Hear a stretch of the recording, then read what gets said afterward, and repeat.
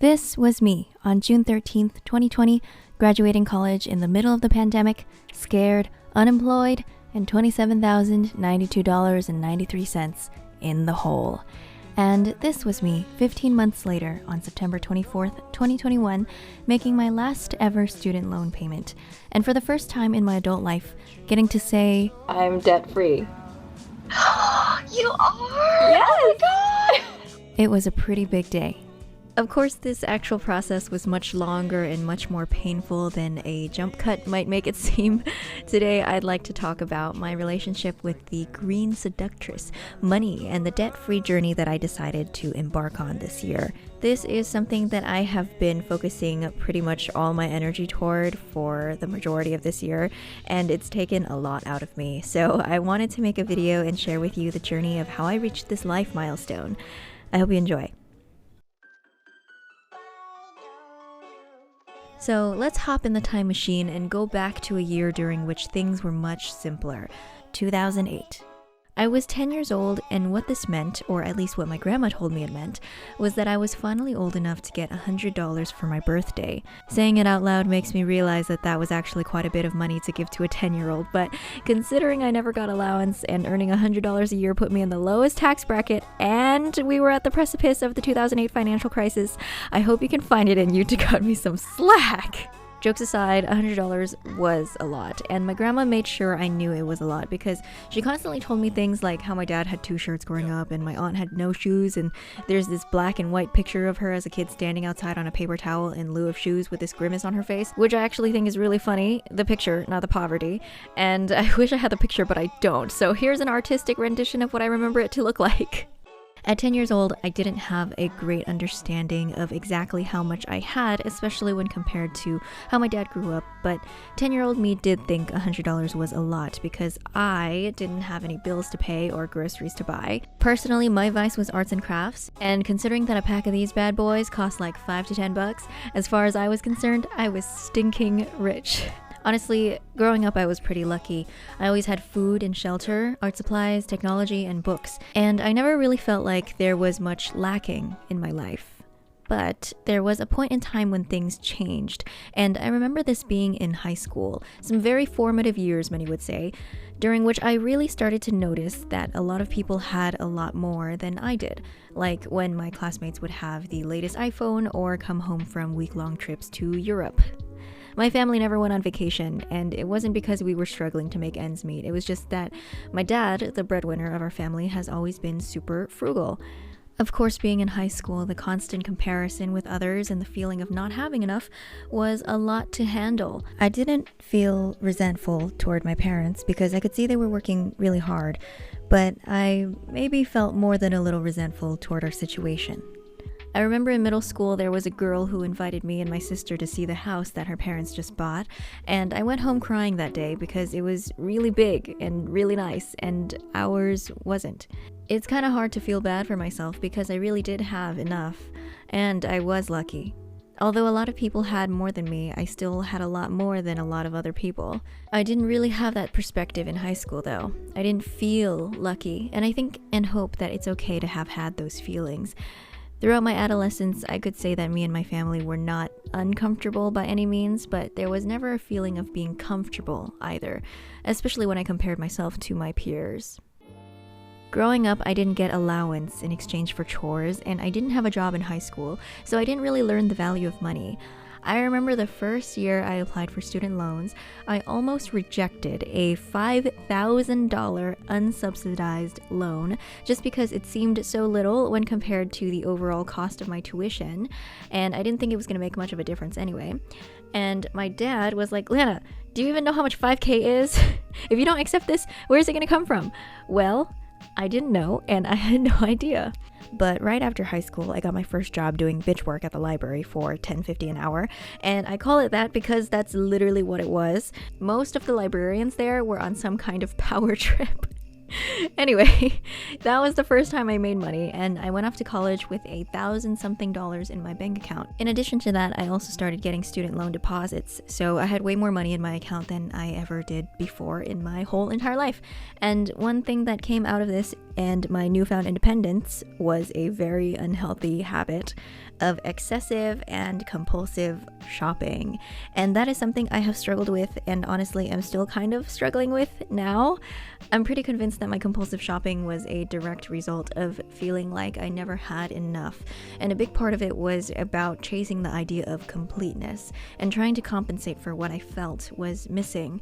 I wanted to be able to just have what I wanted instead of having to say no to myself and be frugal, just because that's pretty much what I was used to all my life and I was sick of it.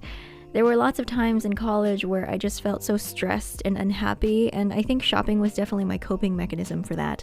Every time I would have a hard time in school, I would shop, and the little bursts of dopamine I got every time I opened a package would be just enough to balance out my negative feelings. So I bought a lot of clothes and makeup in college just because that's what I could afford to buy a lot of, and it would feel great to browse and buy new things and get a package high, but at the end of the day, material things don't really do much to make you all that happy long term. But because I was shopping so much and I had a constant influx of packages coming in, to the point where I would have a package coming in pretty much every day or every other day, the package high never really had a chance to die down. So I think there was a simulated sense of general happiness, and the more money I had, the more things I could buy. For the first time, I was experiencing firsthand the notion that money can make you happy.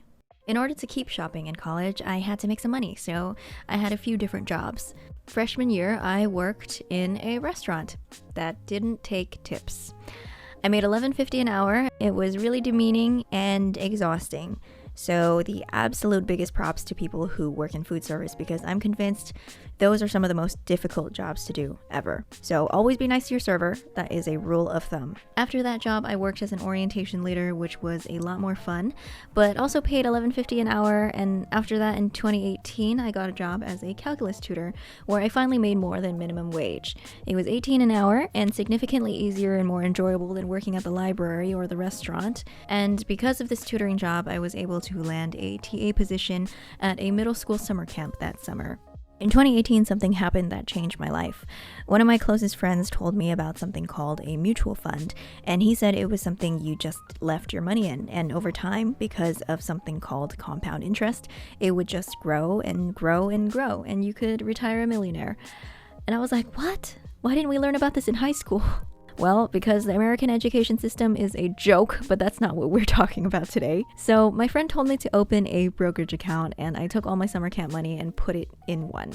I was 20, and I was super proud of myself for exhibiting a near superhuman amount of self-control. I mean, I could have had a social life for the money that I made, but I put it into my future instead. I was like, look at me, taking action to make my financial future my bitch. See, that would have actually been true if I had actually bought any funds with the money in my brokerage account, but I was confused because I didn't really understand what I was doing. I thought a brokerage account and a mutual fund were the same thing. If you just leave your money in there, then you're good. So I know you probably weren't expecting a lecture, but hear me out, because what I'm about to tell you changed my life and completely changed my relationship with money. So if you're 18 plus and you don't have money invested, watch this. You'll thank me later. So what I learned was that after you make a brokerage account, you then are supposed to use the money in that account to buy funds and hold them for a very long time. And hopefully over time, the value of the funds will grow and you can sell them for a profit when you're ready to retire. I'm no financial advisor, but basically a mutual fund is a large portfolio of a bunch of different stocks that are managed by financial experts who pick and choose which stocks are in one fund. So obviously a mutual fund is much safer than putting all your eggs into one company, right? Over time, the stock market has an upward trend. The S&P 500 index, which tracks the performance of the top 500 companies in the United States, has historically gone up an average of 10% every year. Some years it drops and some years it increases much more than that, but the average is 10%. So here's a demo. This is a really cool website. Let's say I have 10K in my retirement account right now invested in an S&P 500 fund like FXAIX.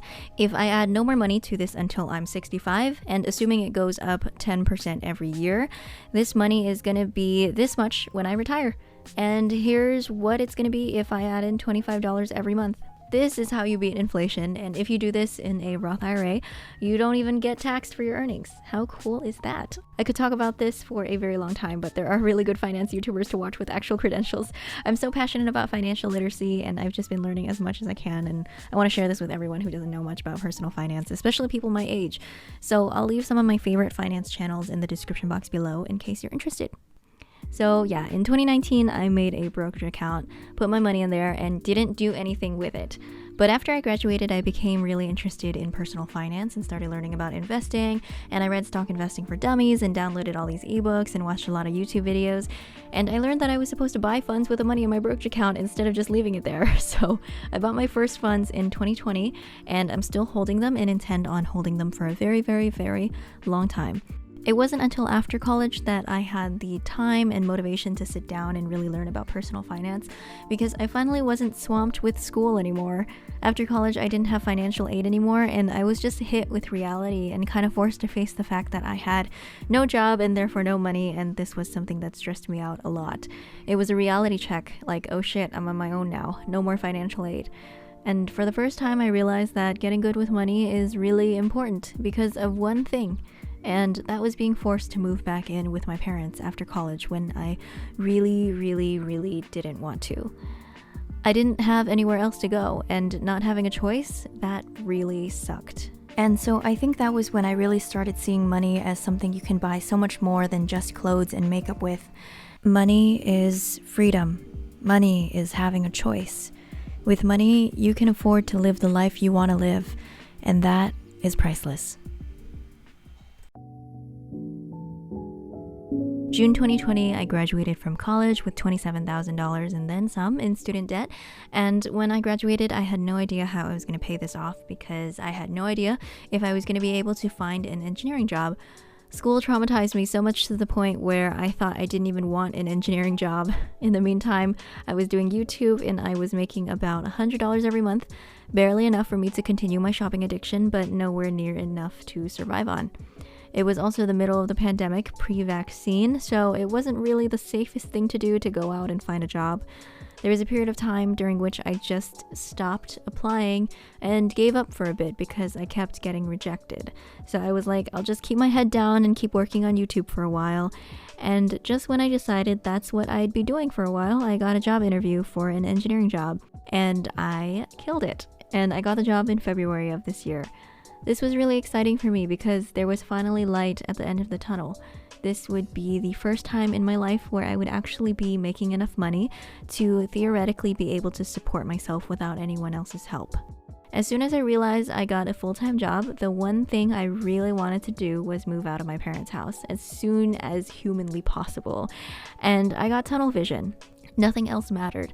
I started working in March, and I calculated that it would take 2 months for me to save up a decent amount for a couple months' rent and a security deposit, and I resolved I was gonna move out in May. But then the thoughts started churning in my head, and I realized, what if I get fired or laid off? After all, we were still in the middle of the pandemic, and I didn't know if I had job security. And what if I signed a year lease for a place and I lose my job? What do I do then? So I realized maybe moving out isn't the smartest financial move to make right now. So I ended up changing my mind about moving out in May, and I decided I would build an emergency fund first of 3 to 6 months of living expenses. Because then if I lost my job, I could have a few months cushion to find a new job. Moving out would have to wait, but it was still something I wanted to do. By the end of May, I had finished building my emergency fund, and I realized that there was one thing that I'd ignored the entire time, and that was my student debt. The thing was, we all thought Joe was going to probably pull through and cancel it for us, but I let go of that pretty early on.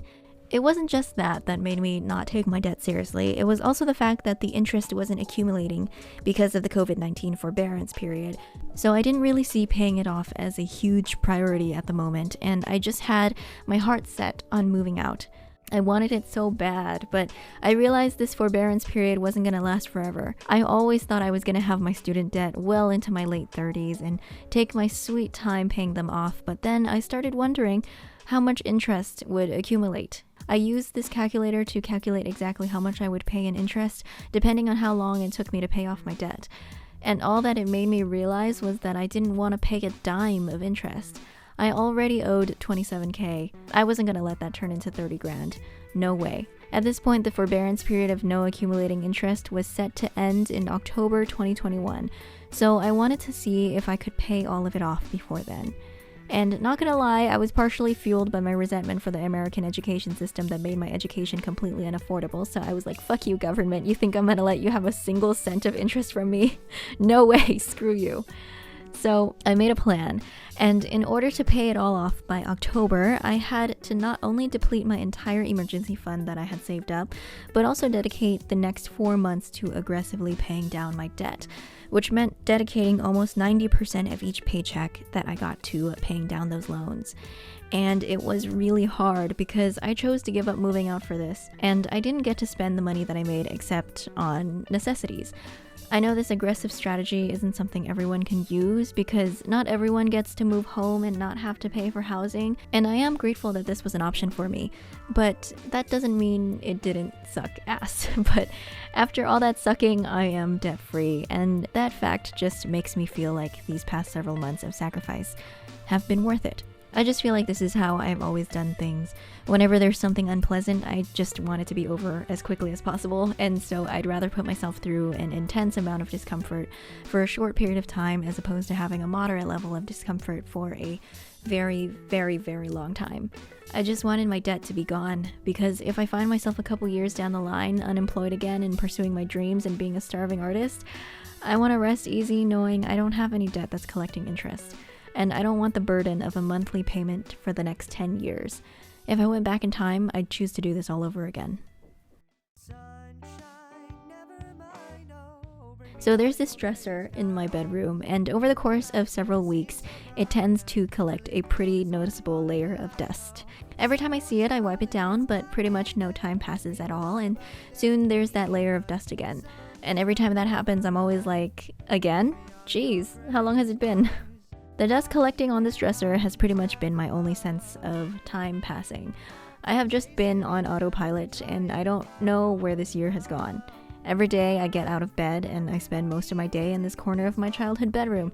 And it has been so easy for me to just go into autopilot and forget about the seasons changing outside. For 4 months straight, every payday I'd make a payment and move on with my day. So the day that I made my very last payment, I thought it was just gonna be like any other day, and anticlimactic like my virtual graduation, but actually it was a little more than I'd expected. You see, there were a lot of mixed feelings that I had. Of course, I knew I should be excited, but I wasn't all that excited because I was scared.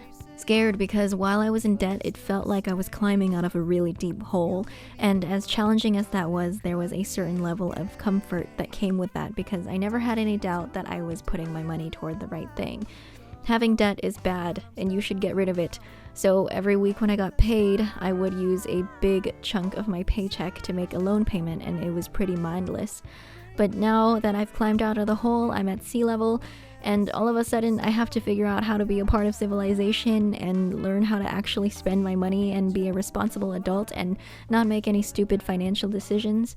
And I'm kind of stressed, but now that I'm out of the hole, there is no way I'm going back in. I am really excited that I've made it out of the hole, but that doesn't make it any less scary. If you've seen some of my other videos, you'll probably see this one coming. But one really big financial decision I'm making is that I'm currently saving up to be in a position to give myself a real chance to pursue my artistic dreams. So it's super important that I have the funds to allow myself to pursue those dreams comfortably. And I know that there are very few things that are more important to me than allowing myself this chance, but I can't help but worry about the possibility of failure and this investment in myself turning out to be a huge waste of money and time. I know that the smart, practical thing to do is to not take this huge risk and stay in a stable 9-to-5 job and move up the corporate ladder and live with my parents for 3.5 years so that I can save up $200,000 for a down payment on a house and then get married for the tax benefits and also max out my Roth IRA every year. And why not? Because I had just paid off my student loans in the most aggressive way that I could ever imagine doing, so why shouldn't I sacrifice my happiness and social life and dreams for the rest of my life for the sake of financial stability in the same aggressive manner? Well, because I don't want to do that, because I will actually lose all my sanity and my will to keep living if I have to live with my parents for that long. Not to be dramatic or anything.